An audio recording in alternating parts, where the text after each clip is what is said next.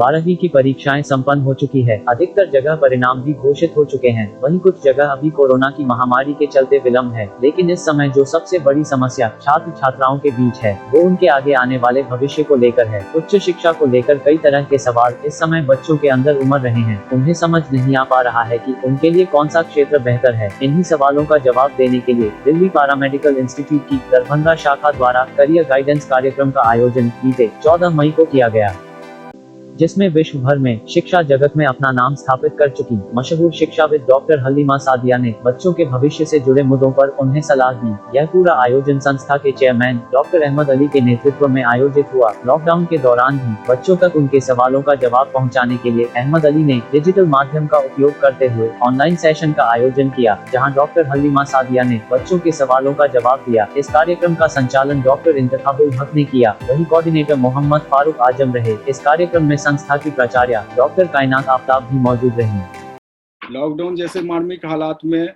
DPMI Darbhanga लगातार एक आशा के किरण के रूप में शिक्षा जगत में ऑनलाइन सोर्स के माध्यम से अपना काम कर रहा है। लगातार शिक्षा के विभिन्न स्वरूपों, नैतिक शिक्षा, कौशल शिक्षा, इस पे डीपीएमआई दरभंगा काम कर रहा है। यानी कि ये लॉकडाउन के इस पे हम बोल सकते हैं कि जो चीज़ आपको चैलेंज करती है वही चीज़ आपको चेंज करती है।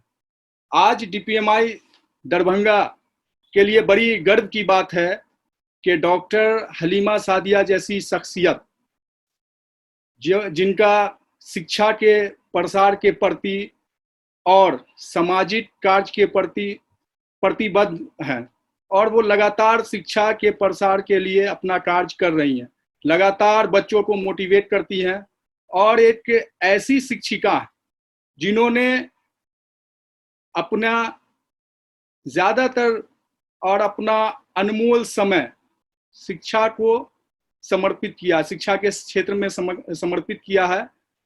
और चूंकि आज का जो सेशन है वो हमारी मैम वो सेशन लेंगी जहाँ पे 12 पास बच्चों को कैरियर के बारे में बताएंगी कि आगे उनको क्या करना चाहिए, उनको मोटिवेट करेंगी और अपने विचारों को रखेंगी जिनसे उनको फ़ायदा हो सके। जैसे एक शेर है कि इस हालात में जो हर तरफ दुनिया बंद है और हर तरफ बहुत सारा काम रुका हुआ है, उसमें हम लोगों को कुछ सीखने का मौका मिला है, कुछ कर गुजरने का मौका मिला है। और एक जो डर है कोरोना का, उस डर से बाहर निकलने का और अपने आप को मोटिवेट करने का मौका मिला है। मैम जो कि हम लोग को मोटिवेट करेंगी और एक शेर के साथ मैं मैम को अब इनविटेशन दूंगा, आमंत्रित करूंगा कि हमारे छात्र छात्राओं से रूबरू होकर उनको और हम लोगों को लाभान्वित करे। और मैं एक शेर अर्ज कर रहा हूँ कि हादसों के जद से क्या मुस्कुराना छोड़ दें, हादसों के जद से क्या मुस्कुराना छोड़ दें, आता है जलजला क्या घर बनाना छोड़ दें। और इसी के साथ मैं मैम को बोलूँगा आइए अपना सेशन लीजिए। हलीमा मैम।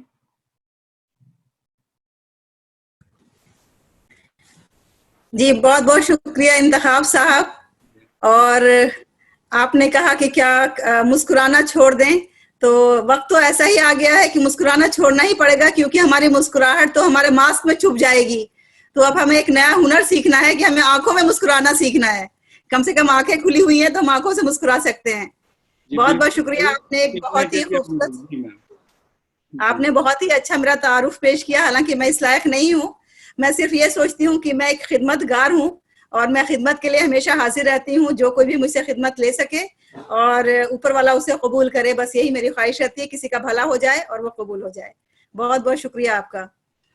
तो बच्चों जो यहाँ पे मौजूद हैं, मैं देख रही हूँ कि 38 ऑलरेडी ज्वाइन कर चुके हैं। तो नाजरीन आदाब, आप मुझसे तो आप सभी वाकिफ होंगे, या जो नहीं वाकिफ हैं उनके लिए मैं बता दूं कि मैं एक तालिबा हूं जो हमेशा इल्म की सीख में और इल्म की तलाश में रहती हूं, और आज भी उसी तलाश ने मुझे आपके रूबरू यहाँ पेश किया है। तो मैं अपनी बात का आगाज एक शेर से करना चाहती हूँ। मंजिल न दे चिराग न दे हौसला तो दे, मंजिल न दे चिराग न दे हौसला तो दे, तिनके कही सही तू मुझे आसरा तो दे। तो आज का जो ये सेशन है जो बच्चों के लिए करियर काउंसलिंग के नाम से है, ये बच्चों को एक तिनके जैसा आसरा देने के मानिंद है, क्योंकि जो कुछ बच्चों को करना है जिंदगी में वो उन्हें खुद करना है, उन्हें खुद अपना रास्ता ढूंढना है, उन्हें खुद अपनी सलाहियतों का इदराक करना है, उन्हें खुद अपने आप को पहचानना है, लेकिन उन्हें हौसला देना और चाहे तिनके जैसा ही सहारा सही वो प्रोवाइड करना, वो हम बड़ों का काम है। वो आज हम इस प्रोग्राम के जरिए कर रहे हैं, क्योंकि बच्चे हमारे आने वाली जनरेशन के मेमार हैं, वो हमारे लीडर्स हैं। कल को हमारा ये मुल्क या हमारा नेशन उन्हीं के जरिए चलाया जाएगा। और मुझे बहुत यकीन है कि हमारे आज के बच्चे कम से कम हम जैसे बड़ों से तो बहुत ही बेहतर हैं, क्योंकि आज के बच्चे बहुत ही प्रैक्टिकल हैं। जो सबसे बड़ी उनकी नुमायां खूबी है कि वो बहुत ही प्रैक्टिकल हैं। वो ख्वाबों की दुनिया में नहीं रहते हैं, वो हकीकत की दुनिया में जीना जानते हैं। और फिर दूसरी बात ये है कि ये बच्चे आईटी प्रोडक्ट हैं। तो जितनी आसानी के साथ ये आईटी के फील्ड में चीजों को सीखते हैं और जितनी आसानी के साथ वो काम को कर गुजरते हैं, यकीन जानिए कि हमारी जनरेशन के लोगों को उसमें बहुत वक्त लग जाता है। तो हमारे जो ये बच्चे हैं उनकी नजर भी मैं एक शेयर करना चाहती हूँ। हम तो दरिया हैं, हमें अपना हुनर मालूम है, हम तो दरिया हैं, हमें अपना हुनर मालूम है, जिस तरफ भी चढ़ पड़ेंगे रास्ता बन जाएगा। तो इन बच्चों को इनका रास्ता मालूम है कि क्या बनाना है, हमें सिर्फ उनको थोड़ा सा सहारा देना है, और उस सहारे के लिए आज हम यहाँ आप सबके रूबरू मौजूद हैं। तो जो मेरा अपनी जिंदगी का तजुर्बा है बच्चों, उसी तजुर्बे की रोशनी में मैं चंद बातें आपके सामने पेश करूंगी। और उस तजुर्बे ने मुझे ये बताया है कि जो सबसे बड़ी परेशानी किसी भी बच्चे के सामने आती है, वो परेशानी ये होती है कि वो करियर को आखिर चूज कैसे करे। ये जो सिलेक्शन का मामला है, ये सबसे ज्यादा डिफिकल्ट मामला है। और इसकी वजह क्या है? इसकी वजह ये है क्योंकि हमारा जो तालीमी निज़ाम है, जो हमारा एजुकेशन सिस्टम है, वो हमें चंद इंफॉर्मेशन या चंद मालूमात तो मुहैया करा देता है, लेकिन वो हमें ये नहीं बताता कि हमारी अपनी पहचान क्या है। हम अपनी सलाहियतों से या हम अपने आप को पहचानने से कासिर रह जाते हैं। तो देखिए, ये जो एक कैफियत है कि हम डिसाइड नहीं कर पा रहे कि हम क्या करें, ये सबसे बड़ा फैक्टर है। और ये वो फैक्टर है जो हमें हमेशा हमारे ज़हन को परेशान करता रहता है। एक ऐसा रास्ता, एक ऐसा डिसीजन जो बहुत मुश्किल है, जिसके बारे में हमें मालूम नहीं कि हम कहाँ जाएं, किस जगह जाएं, किस दिशा में जाएं, किस रास्ते पे जाएं। लेकिन बच्चों, आपको मालूम है कि इस दुनिया में 7.2 बिलियन लोग रहते हैं और उसमें से 70% लोग काम करते हैं। तो इसका मतलब क्या हुआ कि ये जो इस फील्ड में आप हैं, वो तन्हा तो नहीं है ना। जो आपकी परेशानी है कि हम क्या करें और क्या चूज करें, ये आपके अकेले की परेशानी नहीं है। आप जैसे 5 बिलियन लोग कोई ना कोई काम कर ही रहे हैं, किसी न किसी जॉब में ऑलरेडी हैं ही। तो आखिर वो कैसे इस जॉब में गए, वो कैसे इस फील्ड में गए और वो कैसे इस फील्ड को निभा रहे हैं, अपनी जॉब को निभा रहे हैं, वैसे ही आप भी कर लीजिएगा। तो इसलिए सबसे पहले अपने जहन से हमें ये निकाल देना है कि ये बहुत ही कोई टफ चीज है जो हमारे सामने आ गई है। कुछ ऐसा दुश्वार गुजार मरहला है कि अब मैं क्या करूं, मैं बिखर जाऊं, मैं टूट जाऊं, मैं नाकाम हो जाऊं, मैं क्या करूं। इस सोच से अपने जहन को पहले निकालना है कि you are not the only one in this field. आपके जैसे बहुत से लोग इस नैया में तैर रहे हैं, आप भी उनमें से एक हैं। सिर्फ थोड़ी सी परेशानी क्या हो जाती है कि हमें सिर्फ ये डर रहता है कि हम किसी ऐसे रास्ते पे जा रहे हैं जहां पे हम पहले नहीं चले हैं। जैसे अगर हम मान लिया कि डॉक्टर बनने जा रहे हैं, तो पहले तो हमने कभी डॉक्टरी की नहीं। हम इंजीनियर बनने जा रहे हैं, पहले हमने कभी इंजीनियरिंग नहीं की। हम नर्स बनने जा रहे हैं, कभी हमने पहले नर्सिंग नहीं की। तो एक ऐसी चीज होती है जो अननोन होती है। और ये जो अननोन का खौफ है दिल में, ये जो फियर है, ये हमें पीछे खींचता है, वो हमें डराता रहता है कि पता नहीं वहां कैसे होगा। अच्छा ऐसा ना करें कि कहीं मैं मीडिया में चला जाऊं, वो शायद मुझे मेरे लिए ज्यादा सही रहेगा। अच्छा नहीं, मीडिया में भी नहीं तो मैं ऐसा करता हूँ कि मैं नेवी में चला जाऊं, वो शायद मेरे लिए ज्यादा बेहतर हो। क्योंकि ये तमाम फील्ड्स जितने भी होते हैं वो सब हमारे लिए नए होते हैं, अननोन होते हैं, हम उन पे पहले चल नहीं चुके होते हैं। चाहे जितनी भी आप मालूमात उनके बारे में हासिल कर लें, कितनी भी चीजें जान लें, लेकिन जब तक हम उस पर खुद नहीं चल के देखते हैं, हमें एक कॉन्फिडेंस नहीं आता है, हमारे अंदर एक खुद एतमादी नहीं आती है कि आखिर वो फील्ड हमारे लिए कैसी है। क्योंकि मैं भी स्कूल में 26 सालों से मैं भी स्कूल में हूँ और हर साल ऐसे बच्चों से मेरा साबका पड़ता है जो 10th और 12th में होते हैं।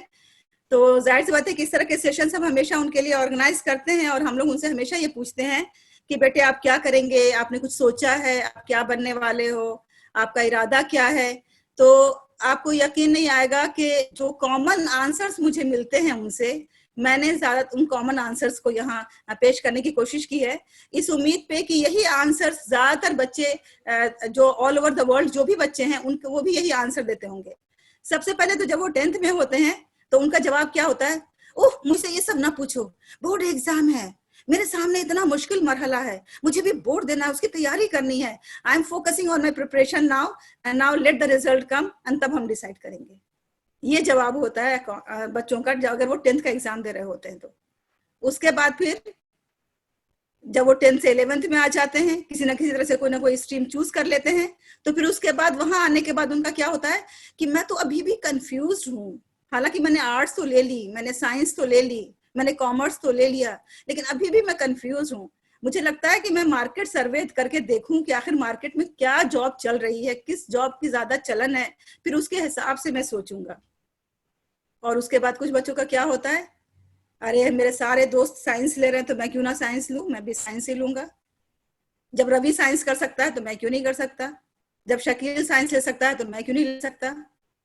और एक जो चौथी किस्म होती है बच्चों की, वो उन बच्चों की होती है जो ये कहते हैं कि मेरे फादर चाहते हैं कि मैं ये बनूं, मैं डॉक्टर बनूं, मैं इंजीनियर बनूं, मैं साइंटिस्ट बनूं, मैं पायलट बनूं, तो मैं वही करूंगा जो मेरे फादर या मेरे पेरेंट्स चाहते हैं। तो ये 4 किस्म के बच्चे नॉर्मली नजर आते हैं जब हम उनसे सवालात पूछते हैं, जब वो 10th में होते हैं या फिर वो 10th पास करके 11th में जाते हैं। अब इसका नतीजा क्या होता है, इन चारों तरह के बच्चों का नतीजा कि वो बिल्कुल उस दिहाने पे खड़े हो जाते हैं जिसके बिल्कुल आर या पार उन्हें होना होता है। क्योंकि वो वक्त नहीं होता है जिस वक्त में कि वो अपने आप को और पहचान सके, अपनी सलाहियतों को पहचान सके, अपने एप्टीट्यूड को पहचान सके, तो उस वक्त वो बहुत देर हो चुकी होती है। उस वक्त उनको ये पता ही नहीं रहता कि उनका इंटरेस्ट किन किन चीजों में है, उन्हें ये पता नहीं रहता कि उनका सब्जेक्ट कौन सा पसंदीदा है। सब्जेक्ट कौन सा पसंदीदा होता है उनका, नॉर्मली जो टीचर उनको पसंद आते हैं। अब किसी की अगर मैथ्स टीचर बहुत अच्छी है, बहुत लविंग केयरिंग है, बहुत ज्यादा ध्यान देती है, बहुत शाबाशी देती है, तो उसका सब्जेक्ट फेवरेट मैथ्स हो जाता है। और अगर किसी की, मैं एक स्कूल में गई थी पिछले दिनों, तो वहां जब रिसेस हुआ तो मैंने देखा बहुत सी बच्चियां इधर उधर घूम रही थी, बहुत से बच्चे घूम रहे थे, शॉर्ट ब्रेक में कोई खा रहे थे, कोई पानी पी रहे थे। तो मैं गई एक बच्ची के पास, क्योंकि नॉर्मली जब मैं कहीं भी जाती हूँ तो मुझे बच्चों से इंटरेक्ट करना बहुत अच्छा लगता है, ये मेरा मतलब जाती पसंदीदगी है मुझे कि मैं बच्चों से बात करके बहुत खुश महसूस करती हूँ। तो मैं गई बच्ची के पास, मैंने पूछा बच्ची से कि बेटा आपका फेवरेट सब्जेक्ट कौन सा है। तो आप सब तो सोच ही रहे होंगे कि मैंने क्या उम्मीद लगाई थी। मैंने ये उम्मीद लगाई थी कि उसका जवाब होगा या तो साइंस या मैथ्स, या अगर बहुत ज्यादा होगा तो इंग्लिश। लेकिन आपको यकीन नहीं आएगा कि उसने कहा कि हिंदी।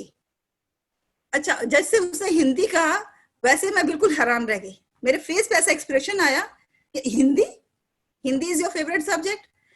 तो वो करने लगी कि क्यों मैम, क्या हिंदी मेरा फेवरेट सब्जेक्ट नहीं हो सकता है। मैंने कहा नहीं, बिल्कुल हो सकता है, हिंदी भी एक सब्जेक्ट है, लेकिन आप ये तो बताएं कि आखिर हिंदी आपका फेवरेट क्यों है, आखिर उसमें क्या अच्छाई है।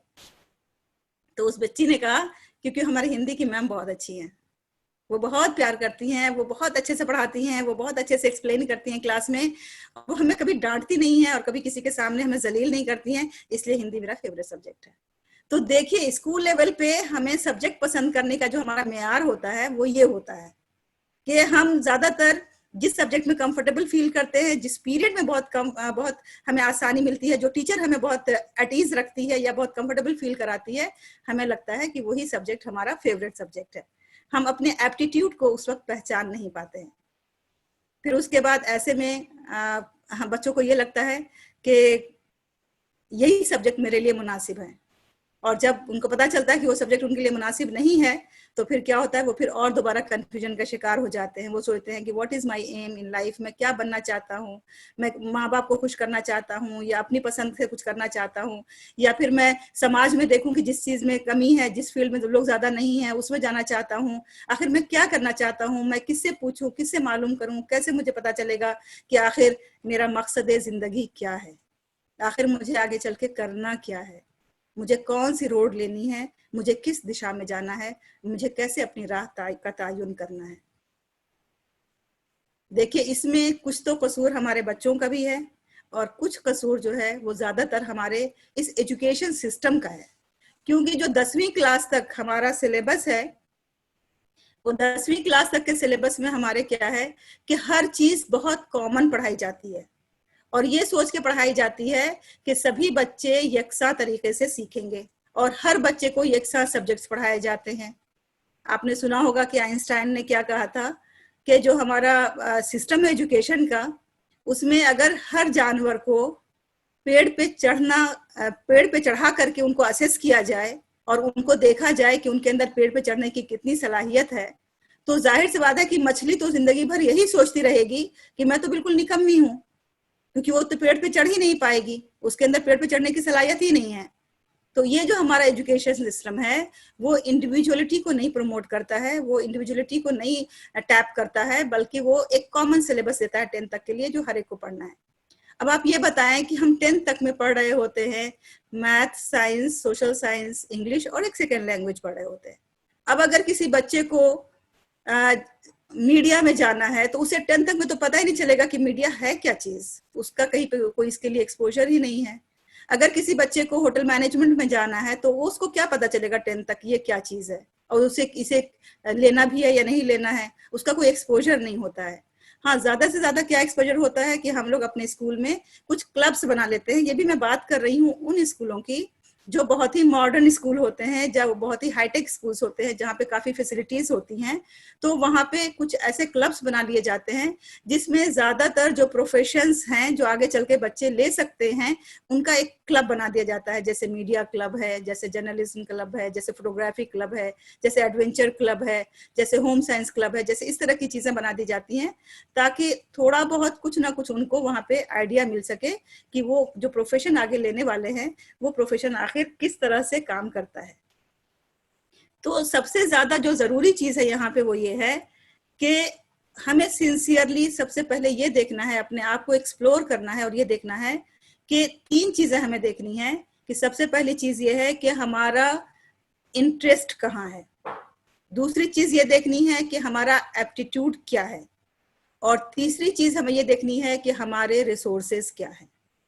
इन तीनों चीजों को हमें अपने मद्देनजर रखना है, और उसमें सबसे ज्यादा मैं तीनों में से भी जो अहमियत दूंगी वो इंटरेस्ट को दूंगी। क्योंकि अगर हमें किसी भी चीज में इंटरेस्ट नहीं होता है, तो यकीन जानिए जबरदस्ती मारे बांधे उसे बहुत देर तक आगे नहीं ले जा सकते हैं। और इसी तरह से अगर हमें किसी चीज में दिलचस्पी होती है, तो आप देखें आपके सामने हजारों मिसालें ऐसी होंगी कि एक शख्स को किसी काम में दिलचस्पी थी, तो चाहे उसने डिग्री कोई सी अदर ले ली, लेकिन उस दिलचस्पी की बिना पे उसने अपने फील्ड की चीज को सीख लिया, जैसे भी सीखा हो, जितनी भी मुशक्कतें की हो, चाहे उसने कॉलेज के बाद जाकर के सीखा है, या किसी जानने वाले से सीखा, या यूट्यूब के जरिए सीखा, या सेल्फ लर्निंग के जरिए सीखा, ऑनलाइन के जरिए सीखा, वो सीख ही लेता है और फिर उसी काम में वो वक्त गुजारता है। तो ये जो इंसान की जिंदगी में इंटरेस्ट है, ये बहुत जरूरी है। फिर उसका एप्टीट्यूड जरूरी है, और फिर उसके रिसोर्सेज जरूरी है कि उसके पास रिसोर्सेज क्या है। इसलिए हमें रश करने के बजाय और फौरन ही एक नतीजे पर निकल जाने के बजाय, या फौरन ही एक जजमेंट कर लेने के बजाय अपने बारे में, हमें क्या करना चाहिए, पहले इंट्रोस्पेक्शन करना चाहिए, अपना जायजा लेना चाहिए, अपना तजिया करना चाहिए, और इन तीनों चीजों को सामने रख के करना चाहिए। इसके लिए हमें एक तरीका बताया गया है। अब क्योंकि हम अपना तजिया कैसे करें, हम अपने बारे में कैसे जानें, वैसे तो रोज रात को जब हम सोने जाते हैं तो मेरे ख्याल से आप सब लोग भी ये महसूस करते होंगे जो मैं महसूस करती हूँ कि रोज रात को जब हम सोते हैं तो दिन भर की जो हमारी दिनचर्या होती है वो आंखों के सामने घूम जाती है। हमें ऐसा लगता है कि अच्छा तो मैंने आज ये ऐसा किया, वो ऐसा किया, इसे ऐसे करना चाहिए था, अच्छा इसमें ये चूक रह गई, उसमें वो कमी रह गई, अच्छा अगली बार में हम इसको ऐसे कवर अप कर लेंगे, ऐसे कर लेंगे। तो ऐसे तो ये तमाम चीजें हमारे आंखों के सामने घूमती रहती है। पर यहाँ जो हमें एक सीरियस एफर्ट के जरिए अपने बारे में जानने की कोशिश करना है, उसे कहते हैं हम SWOT एनालिसिस। ये SWOT एनालिसिस होता है जिसमें हम इस तरह से 4 कॉलम बनाते हैं और इन 4 कॉलम में एक तरफ हम लिखते हैं अपनी स्ट्रेंथ्स को, यानी कि हमारे अंदर क्या क्या खूबियां हैं, हमारी क्या क्या सलाहियतें हैं, हमारे अंदर क्या क्या ऐसी चीजें हैं जो हमें लगता है कि वो हमें मुमताज कर रही हैं, जो हमारी पर्सनालिटी को स्ट्रेंथ दे रही हैं, हमारी पर्सनालिटी को कुव्वत दे रही हैं। और दूसरे खाने में हम लिखते हैं अपनी वीकनेसेस, यानी हमारे अंदर वो क्या कमियां हैं। जैसे कि कई लोग बहुत जज्बाती होते हैं, कई लोग बहुत जल्दबाज होते हैं, कई लोग ऐसे होते हैं जो बहुत ही होमसिक फील करते हैं, कई लोग ऐसे होते हैं जैसे जो बहुत ज्यादा बहादुर नहीं होते हैं, वो वीक होते हैं। तो इस तरह की मतलब कुछ कुछ चीजें किसी किसी न इंसान के अंदर होती है। कुछ लोग डार्कनेस से बहुत डरते हैं, ये उनकी वीकनेस होती है। तो ऐसे हर इंसान के अंदर कुछ ना कुछ स्ट्रेंथ्स होती हैं और कुछ ना कुछ वीकनेसेस होती हैं। और फिर उसके बाद उसके सामने अपॉर्चुनिटीज क्या क्या है, वो किस किस फील्ड में क्या क्या कर सकता है, उसके सामने कौन कौन से रास्ते हैं खुले हुए हैं, और फिर उसे थ्रेट कहाँ कहाँ से है। यानी कि अगर वो मान ले कि एक रास्ता चूज करता है तो उस रास्ते को चूज करने के बाद उस रास्ते पे जाने की राह में क्या क्या रुकावटें उसके सामने हैं जो उसे उस चूज किए हुए रास्ते पे जाने से रोक सकती हैं। तो जब आप ये अपनी एनालिसिस करेंगे तो आपको खुद ब खुद पता चल जाएगा। ये एक दिन में नहीं होगा क्योंकि इतना आसान नहीं है इंसान को अपनी खूबियां और अपनी कमियां पहचानना। ये बहुत मुश्किल काम है। जो कहते हैं ना कि बुरा जो देखन मैं चला बुरा ना देखा कोई, कि जब हम अपनी खामियों को देखने लगते हैं, अपनी कमियों को देखने लगते हैं, तो फिर तो हमें लगता है कि सारी कमियां तो हमारे ही अंदर और कोई बुरा तो है ही नहीं दुनिया में मुझसे ज्यादा। तो इसलिए हमें अपना बहुत ही ऑनेस्ट जजमेंट करना है, एक ऑनेस्ट अपने बारे में जो है राय कायम करनी है, और उसके बाद फिर हमें डिसाइड करना है कि आखिर हमारे अंदर ये लिस्ट जो है स्ट्रेंथ की कितनी लंबी है, वीकनेसेस की कितनी लंबी है, अपॉर्चुनिटीज की कितनी लंबी है, और थ्रेट्स की कितनी लंबी है। और उसके बाद हम इसमें से किस तरह हम स्ट्रेंथ की लिस्ट को और आगे बढ़ा सकते हैं, वीकनेसेस को कम कर सकते हैं, और जो अपॉर्चुनिटीज की राह में हमारे सामने यहाँ पे थ्रेट्स हैं, उन थ्रेट्स का हम कैसे मुकाबला कर सकते हैं। तो ये SWOT एनालिसिस करना हमारे लिए इस स्टेज में, जिसमें कि अभी हमारे बच्चे हैं, यानी कि जब वो 8वीं में आ जाएं तो 8वीं 9वीं 10वीं 11वीं 12वीं 11वीं तक में वो ये अपना हर बार SWOT एनालिसिस करें, और ये वक्फे वक्फे से करें, हर 6-6 महीने पे करें, ताकि उनको ये पता चले कि जो पहले उनकी वीकनेसेस थी उसमें से कितनी अब कम हो गई है। कई बार सब्जेक्ट्स की वीकनेसेस होती हैं, वो सब्जेक्ट की वीकनेसेस भी कम हो जाती हैं। तो ये अपना एक SWOT एनालिसिस उन्हें हर 6 मंथ्स पे करते रहना है। अब आप सब जरूर सोच रहे होंगे कि मैडम ये क्या सवाल पूछ रही हैं, व्हाट इज माय स्टाइल। तो कई लोग ये सोच रहे होंगे कि मैं जवाब दे दूंगी my style is Shahrukh Khan या सलमान खान, है ना। देखिए मैं उस स्टाइल की बात नहीं कर रही हूँ यहाँ पे, क्योंकि वो तो जो उनका स्टाइल था वो बना चुके हैं और वो पैसे कमा भी रहे हैं और वो कामयाब भी हो रहे हैं जिंदगी में, और वो हमारे ही पैसों से कामयाब हो रहे हैं। यहाँ जो मैं जिस स्टाइल की बात कर रही हूँ वो स्टाइल है कि हमारी पर्सनैलिटी का स्टाइल।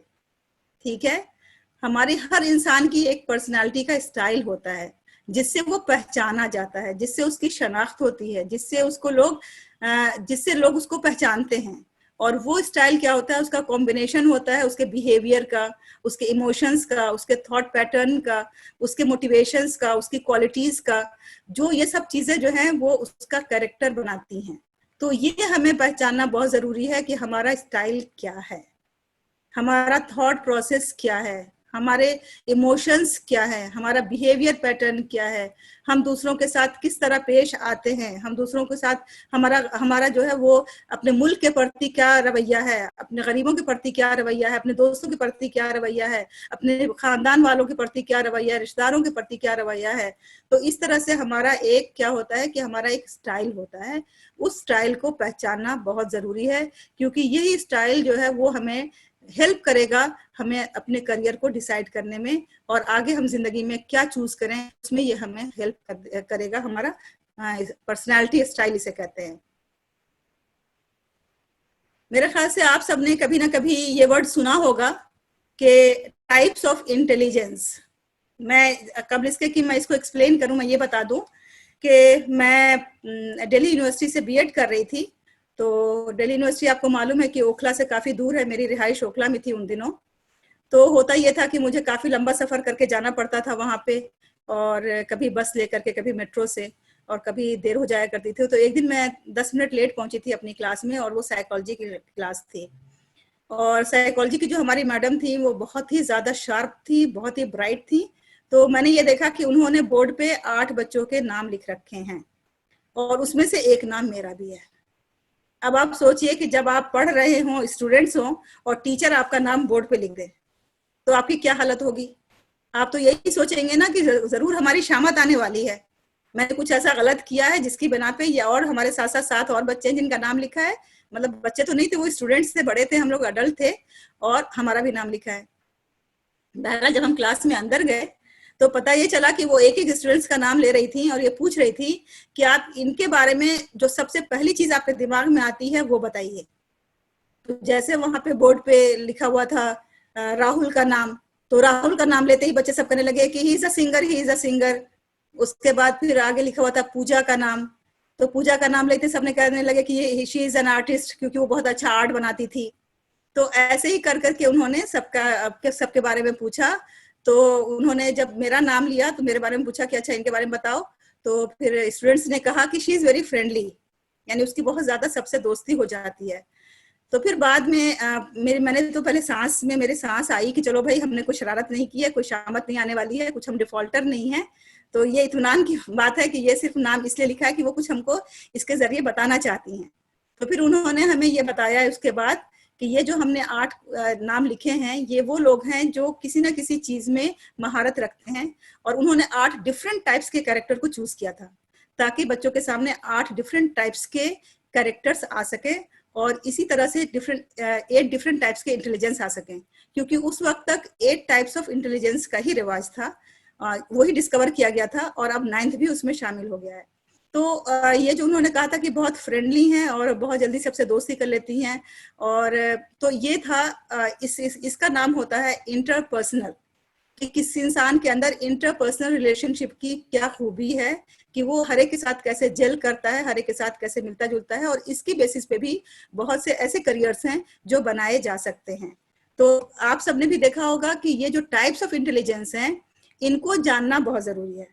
यकीन जानिए उस क्लास से पहले तक मैंने कभी नहीं सोचा था कि मेरे अंदर इस तरह की कोई एक इंटेलिजेंस होती है जो कहते हैं। हम तो सोचते थे कि एक फ्रेंडली क्वालिटी होती है, और किसी को पसंद होती है तो फ्रेंडली होता है, किसी को नहीं पसंद होती है तो वो बहुत अलूफ होता है, वो बिल्कुल अलग थलग रहना चाहता है, वो रिजर्व रहता है। लेकिन फिर उस दिन साइकोलॉजी की क्लास में हमारे सामने वो तमाम टाइप्स ऑफ इंटेलिजेंस एक्सप्लेन किए गए और बताए गए, जो कि हर बच्चे के बारे में अब आजकल स्कूलों में एनालिसिस करके पता लगाया जाता है कि किस बच्चे के अंदर किस टाइप की इंटेलिजेंस है। और ये 9 तरह की इंटेलिजेंसेस जो हैं वो भी हमने आपके सामने स्क्रीन पे रख दिया है। कुछ बच्चे जो होते हैं वो वर्बल लिंग्विस्टिक्स होते हैं, जो मतलब जिनके अंदर बोलने की सलाहियत अच्छी होती है। आप उन्हें कहीं भी खड़ा कर दें, उन्हें पब्लिक स्पीकिंग के लिए कह दें, आप उसे किसी मजमे में बोलने को बोल दें, कहीं पे भी कह दें, वो झिझकते नहीं हैं, और वो जबान पे इतनी महारत होती है उनको कि वो बोलना शुरू कर देते हैं। उनके अंदर कॉन्फिडेंस होता है और लैंग्वेज स्किल्स होती हैं, कम्युनिकेशन स्किल्स होती हैं। फिर ऐसे ही कुछ बच्चे ऐसे होते हैं जिनके अंदर लॉजिकल और मैथमेटिकल स्किल्स होती हैं। अब अगर आप मुझसे मैथ्स की बात करेंगे तो भाई मैं तो माफी चाहूंगी, क्योंकि जब मैथ्स करती हूँ मैं तो मुझे तो लगता है नंबर्स जो मेरे सामने नाच रहे हैं। लेकिन कुछ लोग ऐसे होते हैं जो रात दिन मैथमेटिक्स में घुसे रहते हैं और उन्हें बहुत अच्छा लगता है, बहुत मजा आता है मैथमेटिक्स को करना, और इसी फील्ड में वो फिर बहुत अच्छा करते भी हैं। कई होते हैं जो विजुअल स्पेशियल होते हैं, यानी कि जिनको जो विजुअल्स आर्ट है जिसमें कि कुछ बनाना है, उनको किसी चीज को देख करके उसको वो एनालाइज करना, फिर वैसे उसको बनाना, उसको मॉडिफाई करके। तो इस तरह के बहुत से लोग होते हैं जिनके अंदर ये आर्टिस्टिक जहानत होती है, वो आर्टिस्टिक फील्ड में बहुत माहिर होते हैं। कुछ ऐसे होते हैं जिनके अंदर म्यूजिकल होती है, जैसे आप देखें बड़े बड़े सिंगर्स हैं या म्यूजिक कंपोजर्स हैं, तो ये भी इंटेलिजेंट लोग हैं। पहले जमाने में क्या सोचा जाता था कि जो सिर्फ मैथ्स और साइंस में अच्छा कर रहा है बस वही इंटेलिजेंट है, और बाकी और जितने लोग हैं वो सब वही हैं। ये एक बहुत ही गलत कॉन्सेप्ट था हमारे समाज में। लेकिन आज जब इस पर रिसर्च की गई है, और रिसर्च करने के बाद ये जो थ्योरी है मल्टीपल इंटेलिजेंस थ्योरी, ये हार्वर्ड गार्डनर ने दी है ये थ्योरी। इस थ्योरी के हिसाब से तो ये जो म्यूजिक कंपोजर हैं या सिंगर हैं, इनके अंदर भी एक खास किस्म की इंटेलिजेंस है जिसे हम म्यूजिकल और रिदमिक